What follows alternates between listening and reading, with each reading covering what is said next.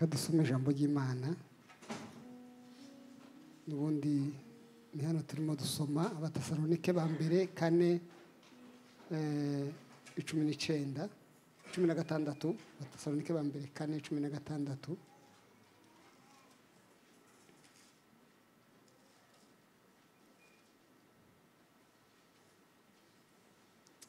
Haravuga ngo kuko umwami ubwe azaza amanutse ava mu ijuru arangurira ijwi rirenga hamwe n'ijwi ry'amarayika ukomeye n'impanda y'Imana, nuko abapfiriye muri Kristo nibo bazabanza kuzuka, maze natwe abazaba bakiriho basinziriye duhere ko tujananwe nabo, tuzamuwe mu bicu dusanganira umwami mu kirere.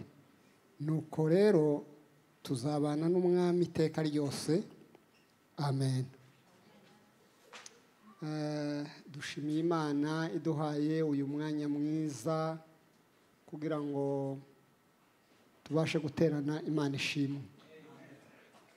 Dushimiye Gisubizo Ministry yateguye kino gitaramo,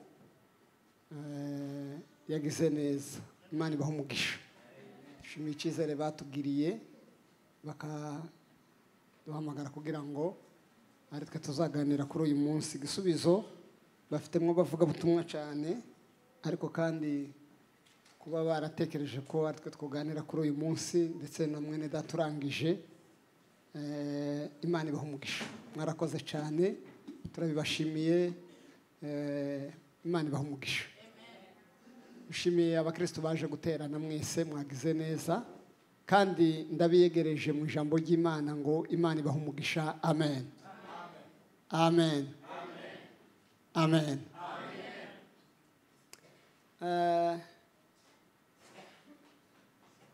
Umugabo umwe yarigishije, arigisha cyane, arigisha ngo muri kubwiriza. Yari yazindukiye muri Tanzania, undi aravuga ngo ingawa hakukuwa na msingi wa neno ngo lakini alikuwa na msisimuko, ngo nubwo atarafite urufatiro rw'ijambo, ngo ariko yari afite umusisimuko n'ikamaranga-mutima, nko gushusha abantu. Twebwe twari dufite umusisimuko ariko dufite n'ijambo. None ga kuje inyuma y'umuntu wari ufite umusisimuko n'ijambo kandi wowe woroheje,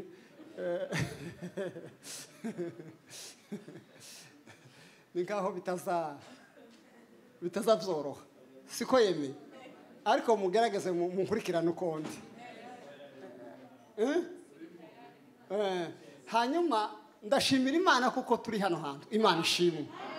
Amen. Hanyuma aba bantu batekereje ijambo muri kino kinyejana, nta bandi bantu bagitekereza rino jambo. Ikinyejana turimo si cyo gutegereza kugaruka kwa Kristo. Oya. Impamvu barambwira ati nubishobora. Mbese ninkaryo bakoresheje ijambo ry'ikinyabufura, baravuga ngo iri ni ryo tuwe tugenderaho. Nubihabwa uzabitubwire, ariko nutanabihabwa uzatubwira ibindi. Mbese mu yandi magambo, nubishobora uzabivuge, ariko nutabishobora nukuri nti muri kino gihe ninkaho bitabivugwa. Mwihangane, siko bambwiye uko ninkanje wabitekereje gutyo. Kubera iki? Nimba ari amagambo agoye kumvikana mu matwi y'abantu, ni ijambo rivuga ngo Yesu azogaruka. Muzi impamvu se?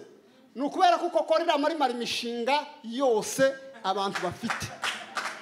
Noneho kubera ko ari kumara imishinga n'ubuzima, abantu ntibakeneye kuzumva, ariko babikenera batabikenera azogaruka. Amen. Umwigisha amaze kutubwira ngo n'umwami w'abami ngo aza akora icyo ashatse. Igitumye ataragaruka kugeza uyu munsi, igitumye ataraza kwara kugira gusa ngo umwuzure ugere, ariko nugera wenda aho basigaye umwe ugiye kugeza ubunyine yamara kamaze. Mwatoye ijambo ryiza. Imana ibahe umugisha. amen. Mbanze nkarikira iminota bampaye sinza nkunda kwica iminota. Okay, kugira ngo tuze kugendana. Bavandi,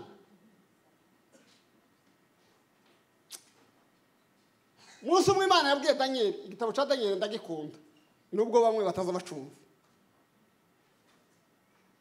ariko kizacumvikana. Hari ibitabo bikunda kuvuga ngo kugaruka kwa Kristo, igitabo cya Daniel naco kibamo. Wenda tunakivuzeho ntakibazo ntaco bitwaye, ariko ngo imare kubimubwira byose iramubwira ngo aya magambo nkubwiye Daniel ugende uyagira ubwiru. Mu yandi magambo, ugende uyabike kuzogeza igihe cyategekewe, ntavugwe, abe ibanga.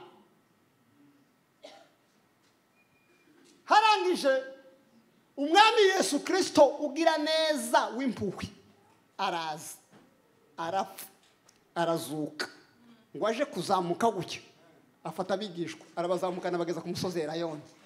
Ngo bamare kugera ku musozi Elayono, ngo atega amaboko arazamuka, ngo bose barimo bamureba mugani wa mugabo, ngo aragenda neza atumbira babona ko arenga mu ijuru.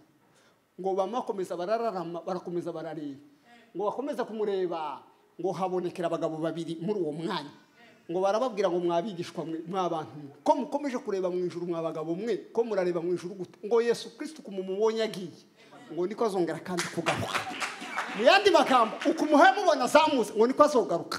Arangije ahita ababwira ngo se ntimwibuke ibyo ababwiye, nimugende muje mu murwa mumutegererezeyo, mukomeze mugumeyo, mumurindire kugeza igihe ibyo yasezeranije araza. Ibyo yasezeranijwe biraba, ngo bimare kuba buzura imbaraga, bavuga ubutumwa, barabafata benshi babajana. Hari umugabo bita Yohana baza bavuga ibintu bamukoreye biteye ubwoba, bimwe biranditse muri Bibiliya ibindi ntibyanditse, ariko muri bimwe byanditse bamujanye ku kirwa ca Patimo. Ngo bimaze kugera ku kirwa ca Patimo, nawe kandi yamasubira abona ibintu bizaba igihe cy'imperuka. Ngo bimare gusubira umvuko we bamubwiye, baramubwiye ngo Yohana we umva tukubwire ibi ngibi ubonye ugenda uzandike, tibikiri ibyahishwe ahubwo ni ibyahishuwe. Noneho ngo muzandike abantu bose cyane bona sifiwe babasha kubisoma, nibamara kubisoma babyitondere. Umwanditsi aravuga ngo hahirwa uwumva aya magambo y'ubuhanuzi, ngo hahirwa n'abagira gute n'ababyitondera. Mu yandi magambo, byanga byakunda umwami Yesu Kristo azoza. Yane bamwe baravuga ngo azatinda, ntatize ahubwo aratebutse. Mwanditsi yaravuze ngo guhumbya no guhumura. Yesu Kristo agize gute? Araje. Bavandi, Yesu araje. Araje muke mupanga ubukwe neza gutya bugiye ku umugeni agiye gusohoka bamutegereje ku muryango. Yesu araje, ubukwe ntibukibaye. Umaze kubaka inzu wayiguze, umaze gutanga amafaranga gutya baguhaye urufunguzo ugiye gufungura. Araje ntukiyinjiyemo. Wabyaye umwana, umudamu yamubyaye gutya, umugabo agiye kumureba ku bitaro. Yesu araje ntukimubonye. Yeme yaje tatinda araje. Ukibyuka gutya uhaye witegura kuja gusanganira umuntu wawe umaze iminsi myinshi mutabonana, ngo warahageze. Araje. Yesu araje, ugifata ifaranga zawe gutya uvuze ngo uzijanye kuri konti. Araje nguyu. Yesu azaza. Yesu cyane bona sifiwe azaza, araje kandi aje vuba. Nico gitangaza kibayeho, aje vuba. Aje vuba biteye ubwoba. Aje vuba, imishinga ikiri imishinga, aje vuba, proje zikiri proje. Mbese ugitegereje ngo ngiye kugera ku karimbi k'ibyo nategereje, Yesu ngo yahageze. Araje. Ntagitinze. Mwaravuze ngo sinzi ibyo nagiyemo, twiganirire.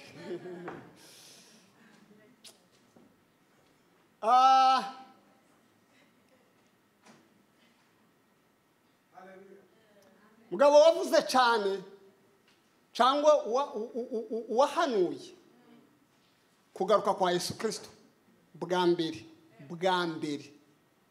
avuga kugaruka bwa Yesu Kristo muri Bibiliya wabihanuye wa mbere ni Enoki wa 7 uhereye kuri Adamu byanditse muri Yuda igice cyaho kigira igice kimwe n'umurongo wa 14 niwe wa mbere wahanuye ibyo kugaruka kwa Yesu Kristo mutegere inama Enoki wa 7 uhereye kuri Adamu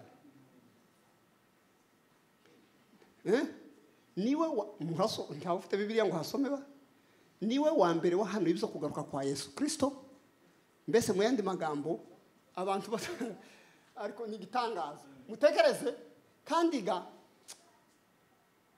simbizi amaze barabihanura ba Yesaya barabihanuye Yesaya we hari aho yigeze kuvuga aravuga ngo Yesaya ari mu bantu bavuze Kristo avuga ivuka cyana naritindaho ariko avuga n'imirimo ye avuga uburyo ki umwara azasaminda avuga uwo mwana uzavuka avuga imibabara ziwe avuga intimba ziwe arangije ariko avuga kandi no kugaruka aravuga ngo kandi ngo uwo mwama azongera kandi ngo agaruke aravuga ngo cugihe naza ngo nico gihe ibintu zose bizagenda ku busaho hari aho yazavuga akavuga ngo amacumu ngo bazoyashuramo impabuzo imipanga ntizose birakubaho aravuga ngo ico gihe ngo umwana wonka mutoyaga ngo azozarisha hamwe azoza yicara ngo ku mwobo w'impiri yamavuga ngo ico gihe nta bantu bazorwana nta baziga kurwana ngo kuko isi yose izuruzurwamwo no kumenya Uwiteka abantu bose bazamererwa neza nta kibazo kizongera kuhaba yeme yari yabibonye ariko ngo bigere mu mugabo bita Danieli niho nari mvuze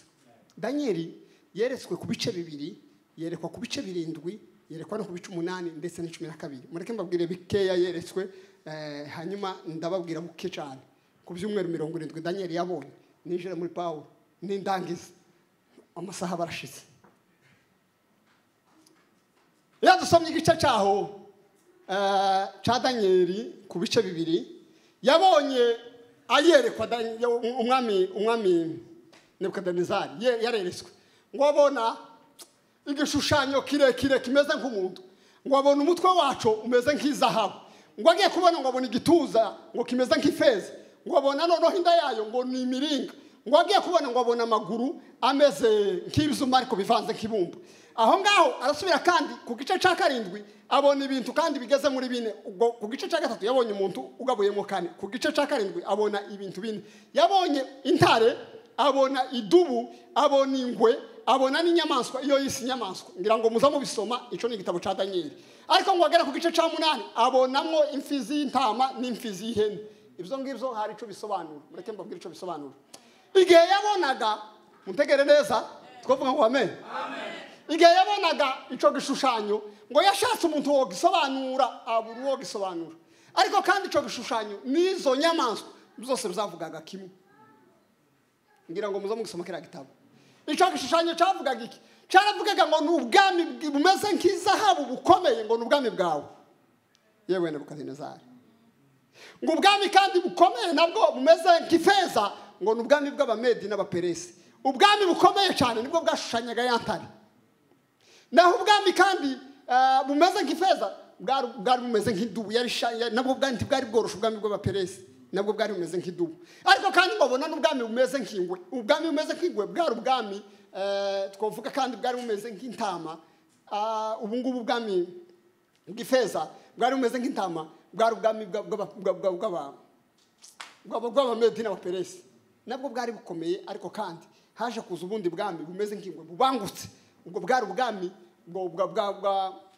bw'Abagiriki bwari wewe n'uwo bita Alexandre le Grand aribwo bwami bwabangutse cyane ngo buraza iyo musomye kiragita ngo buraza busiribanga iyo ntama ngo hayo ntiyakibonekaho haza noneho kandi ubwami bumeze nk'inda aribwo bwami kandi bwari bufashwe n'inyamaswa aribwo bwami bw'Abaroma ibyo tugiye kuvuga ibyo ngibyo tuza nkabagiye kandi kuvuga ibyahishwe kandi byarahishuwe iyo tugiye gusoma ibyahishwe niko kuja gusoma ibyahishwe abantu bazaja kurigitirayo ntimurasoma iyo bari bavuga ngo inyamaswa y'igaju n'iy'umweru hazabanza iy'umweru n'iy'umukara n'iy'umutuku n'iy'umukara n'igitare c'igaju kuriyaga abantu bakamumva n'ibintu bihishwe ubundi abakristo nitwe tukwiriye kumenya amakuru y'ibizaba iwacu iyo bavuze ko Yesu azagaruka ntiwishimye ukagira ubwoba uba ukwiriye kuja kwihana.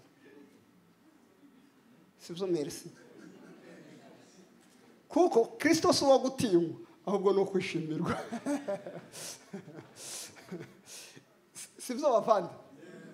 None se bakubwira ngo uzoja tuvuga urugero uri nko mu Rwanda bakakubwira ngo uzoja muri Amerika. Wamara ukabigaye kandi ari no mwisi. Twarahekejega hano hirya gucya ni Pacifique.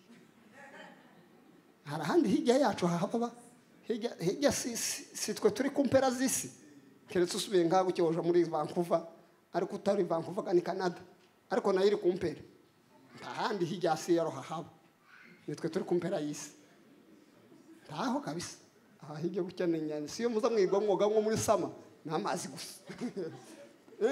Ubu ni ngaho magonza urukuta rw'isi. Aho icyo nari mvugiye niki yemwe iyo bavuze ngo bazino babumva bagiye ahantu heza ariko se mureke mbabaza ko hariho heza kurusha hano.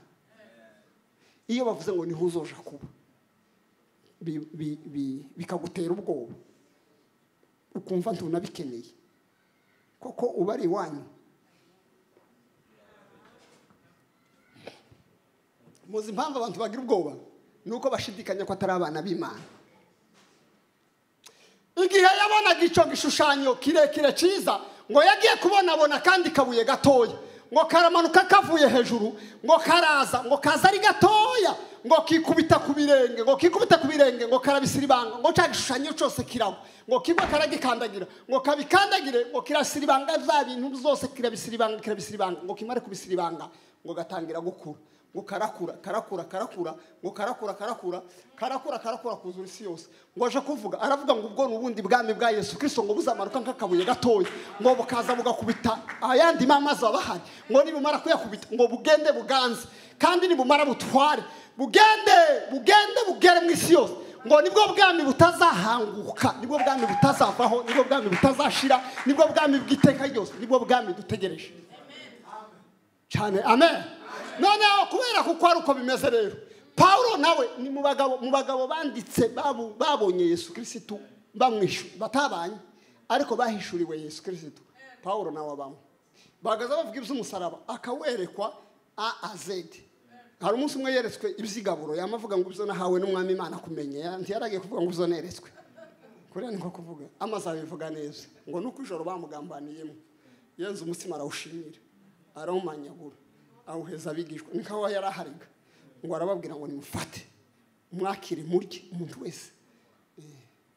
None waje kuvuga yamabwiye ngo sinshaka ko mutamenya ibyabasinziriye sinkeneye ko mutabimenye yari amaze gakwereka yari yeretswe yari abibonye neza aravuga ngo ahubwo ndashaka ko mubimenye aravuga ngo basinziriye mwumva uko bizagenda twavuga cyane bwana sifiwe aravuga ngo basinziriye mbese abapfuye bumva aravuga ngo bo ngabo kandi bazongera bumva ntibazoreka kumva bazumva kubera iki bafite amatwi bapfanye amatwi yo kumva umwana ngo mwiju hazakorwa ibintu bitatu hazavuga amajwi abiri havuge n'impande imwe hazavuga ijwi ry'umwami Yesu cyane bwana sifiwe ijwi ry'umwami Yesu niryo rizavuga kandi rizavugira he rizavugira iriya mu bicu bivuge ngo basinziriye mwese. Muzi ko Yesu Kristo byarantangaje yaravuze gukisibaho azongera avuga bapfuye bose hatabuze n'umwe bapfuye bose abahindutse igitaka bama abantu bahabwa indi mibiri izabikenewe kuko imeze niba mara bamambara imibiri umuntu wese yambara umubiri wiwe azavuga ngo wagitaka we nari maze nk'imyaka araho nasomye mu byahishuwe hazavuga ngo bari bose baciwe ibihanga ngo baraboze ngo ariko kandi ngo amajwi yabasaba kije imbere y'Imana ngo agataka ngo akabwira Imana ngo Mana we ngo ukutaza ngo uhorera amaraso yacu ngo bakomeza gutaka ngo bakabakubita ibishura bakabaheza imyenda bakababwira ngo nimwe mwambaye ngo babakubita imyenda uke bambara imyenda ibishura ngo bagasaba kamara nk'ikindi gihe gitoya ngo bategereje ngo hagire n'undi nawe wokizwa ngo kugira ngo umubare banze wizure ngo amaze umunsi umwe nabo bazazuke. Umva uko Bibiliya ivuga rero aravuga ngo ntabwo twebwe turiho tuzabanziriza na hatoya abapfuye ngo ahubwo abantu bapfuye ngo bazumva ijwi mutegere ryajwi rero yemwe mutegere bavande ariko umuzigitaka kumvijwe igitaka kizoza cumvijwe kivuge ngo nari narabaye uyu yari umuntu ari igitaka none subiye kumvijwe kakugisi yumvishijwe ijwi karemeka cyama gisubira cyama kivuga ati ahangaha niho nakayagiye cyama gisubira kimugarure namara y'amagaruka ari muzima namara y'amahaguruka avuga ati umunsi wanje urageze ni umunsi wa nugere bose kandi bizaba nko mu minota umwe nko guhumbya no guhumura ariko ijwi ry'Imana rirakomeye biteye ubwo turimo dukurikirana amakuru mukanya umwe arambwira ngo Isiraheli ako dukure mu mikorofone ngo yarashe abajenerali bane mu gihugu kimwe cyo bundi muri n'isahi ngo yabagabanyije ngo n'isahi amajenero ane mureke mbabwire nimba abantu bakora ico mu munota mu guhumbya no guhumura impanda y'Imana yavuze n'indutozuka yarapfuye yumva erega ntibizaba bigoye ahubwo cyane Bwana sifiwe kubera kuko bapfuye bumva bazahita bongera kandi bagire gute bongere kandi bumve nibumva rero bazahita bafata imibiri yabo umwuka uzomanuka ufata umubiri wabo nibarangiza kandi usubiremo kubera koko tuba twambaye undi mibiri ngo natwe bazaba bakiriho ngo tuzahera ko duhite duhinduka Paulo yazavuga ngakiriho ngo twama duhinduka none duhinduka rero ngo dusanganire umwami mu kirere ngo korera tujane n'umwami tuzimana n'umwami Daniel rero abona ibyumweru 70 ibyumweru 70 yabonye nibihe hano haba imibare abantu badakunda imibare tiboro bazumva ariko kugira ngo tutaja mu mibare gasiga abantu icumweru kimwe kigira iminsi 7 sibyo bavandi kandi icumweru kimwe kibarwa nk'imyaka 7 ngira ngo murazumvishije ngo abone ibyumweru 7 ikanisa rirubakwa sibyo ngo abone ibyumweru 62 ngo Masiya kurwaho ngo hanyuma abone ikindi icumweru kimwe ngo Masiya yimwe mbese ntiyabonye igihe cy'itorero ibyumweru 7 sibyo yaravuze ni ukuvuga ngo icumweru kimwe nimba kingana n'iminsi imyaka 49 yabonye imyaka 49 ikanisa rirubakwa ngo abone imyaka 434 mbese 300 mbese ufashe 62 gukuba karindwi ni 434 ngo abibone gutya ngo uwo munsi urusengero rugira gute rurubakwa ariko kandi na Yesu baramwica ngo aso kubona ikindi cumweru kimwe ico cumweru kimwe yarabonye ngo cari cumweru cyo kuzamurwa mu yandi magambo abantu benshi bapfuye ico gihe tuzaba duhuye tuzamugwe dusanga umwami tugende tuje kubana nawe tuzomara imyaka 3 n'igice hariya mu kirere turimo dupimirwa imirimo tumara indi myaka 3 n'igice turimo twambikwa amakamba niturangiza yemwe twavuga ngo amen tugarukane n'itorero hano kwisi ngo Yesu azashinga ibirenge ku musozi uhitucika mu kabiri hari ubwoko butatu bw'abantu buzoja mu ijuru nabo mu isezerano rya kera abo twita ko ari bo mu isezerano rya kera nabacungujwe n'amaraso ya Yesu Kristo ari bo twebwe twagiriwe ubuntu nabazacunguzwa n'amaraso yabo nituhashika turirimba urufano ariko turi kumwe na ba Mose abacungujwe n'amaraso yabo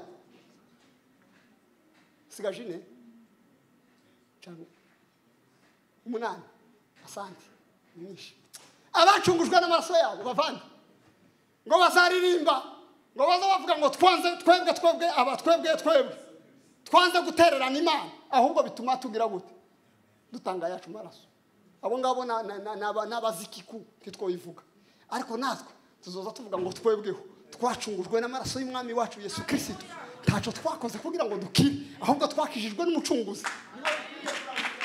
ngo turirimba indirimbo y'umwana w'intama cyane Bwana sifiwe aha mandi nabo baririmba indirimbo ya Mose niturangiza duhuza indirimbo n'indirimbo itazaba yararepeswe n'indirimbo itazigwa umwera ari general dinera avuze ngo iyo ndirimbo akweme ndifuza nawe kuzaba mu ijuru muri byaravuze ngo amen nilia msafiri mgeni duniani sioni kwangu hapa ni huko mbinguni ni ngari sana tamani makawa mbinguni anavuga ngo hata wakiimba nyimbo za kunifurahisha rafiki zangu wote wakipendeza mimi, mbese inshuti zanje zose zije zikambwira ngo ziranejeje, ariko ndacakeneye ubuturo bwo mu ijuru. Baravuga ngo yemwe bavandi, iwacu sino, iwacu nta butaka dufite buhamye buzoba buteka hano, ahubwo gakondo yacu iri mu ijuru. Gakondo yacu iri mu ijuru, niho dutegereje umukiza ko azava, uzaza gufata imibiri yacu yo gucishwa bugufi akayishushanya n'ubwiza bwe. Mwarandika aravuga ngo uko azamera ntikurerekanwa, ariko niyerekanwa tuzasa nawe kuko tuzamubona uko ari, kandi ngo bafite ibyo byiringiro. Yemwe dutere haleluya cyane, haleluya, amen, amen. Muri uwo murwa umutima uzaruhuka, umukene n'imibabaro bishize, ntabwo n'ibyago bizongera kubaho, kuko nzabona. Ndifuza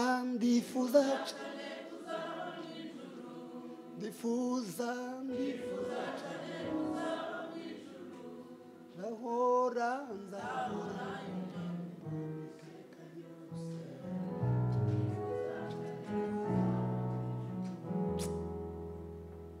twavuga ngo amen. Mureke mbabwize ukuri, ntibikiri ibyifuzo byabaye ubuzima bwacu. Yamwe twamaze kuhabwa ikibari sinzi ko ncita mu Kinyarwanda, uruhusha rwemewe rufite kashe y'amaraso ya Yesu Kristo. Twahawe muri iyi minsi baza bigisha kuzumuka wera, ariko twahawe ikintu ciza yemwe. Twahawe urwandiko rutwemerera kwinjira mu bwami.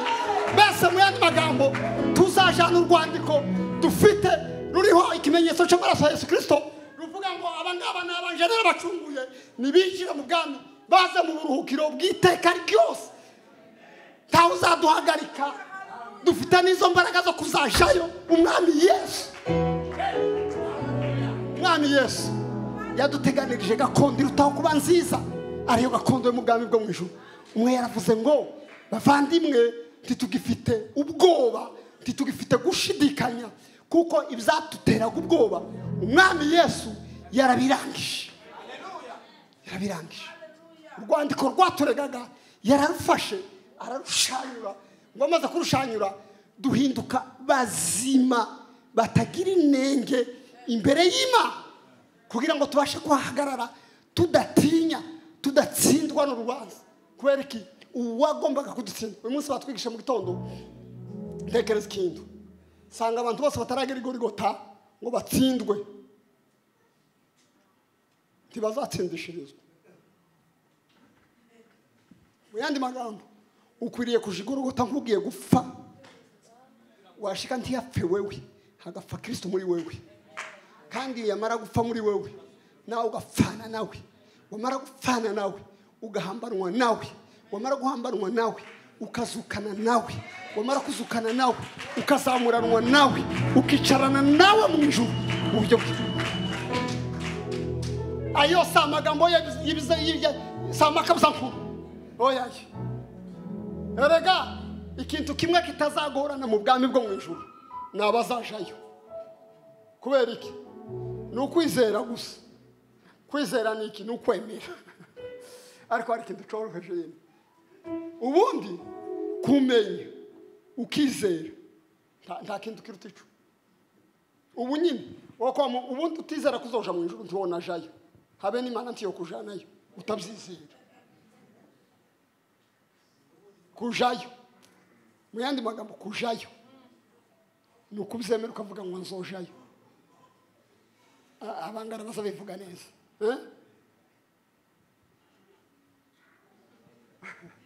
katurireke byanga byakunda niwa yemwe. Imana ibaha umugisha, Imana ibaha umugisha. Dufite gakondo nziza niyo mu bwami bwo mu ijuru.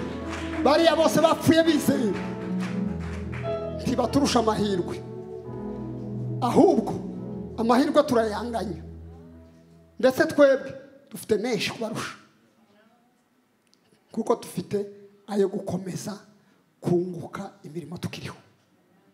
Sibyo umuntu azapfa yamara gupfa bakamutaka bakamuvuga bakavuga ngo atashe mu bwami bw'Imana, tukanezerwa kuko atashe. Ariko twarangiza twagaruka tukaza twicara tuvuga ngo ariko koko ubwami bw'Imana bubaho. Agahinda gateye ubwoba kabaza ngo ubwami bw'Imana bubaho. Uzumenya kuko isi tararema wari uriho mu bitekerezo by'Imana. Isi za kurema Imana yaragucuze mu mugambi wayo.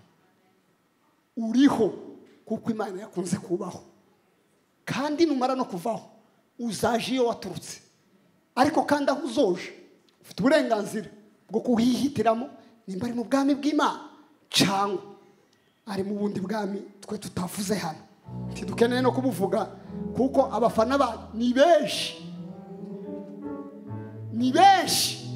ariko twebwe ariko umuntu imvyavuze ariko twebwe iwacu ni mwijuru. Kadusenge. Senga Imana kugira ngo Imana ishoboze umuntu wese kwizera, yemere ko ubwami bw'Imana igihe impanda izavuga, yavuga ari mu gitondo, yavuga ari nimugoroba, yavuga ntamere nk'aba bakobwa b'abafu bagiye nta matabaza, ahubwo amere nk'abakobwa b'abanyabwenge. Impanda nivuga tuzishimire gusanganira umwami iteka ryose. Mana mu izina rya Yesu, Mana data we, turazi neza ko hari icyo wagenye cyiza gikomeye, nuko tugenera ubwami nyuma y'ubu buzima. Twishimira cyane mu mwuka kuzabana nawe iteka ryose ku bwa Yesu. Amen.